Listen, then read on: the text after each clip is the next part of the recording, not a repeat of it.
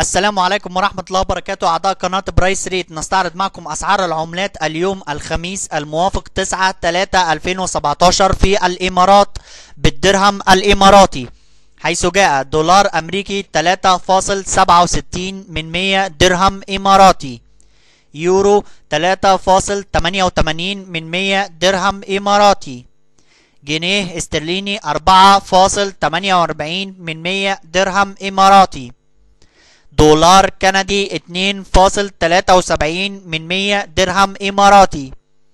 دولار استرليني 2.78 درهم إماراتي،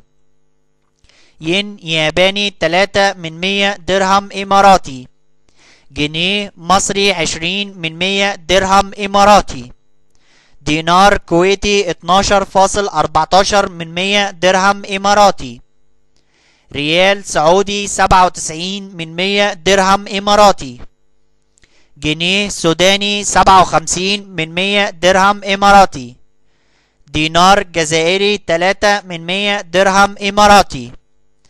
دينار بحريني 9.74 درهم إماراتي، دينار عراقي 31 درهم إماراتي، دينار أردني 5.18 درهم إماراتي، ليرة لبنانية 24 درهم إماراتي، دينار ليبي 2.60 درهم إماراتي، درهم مغربي 36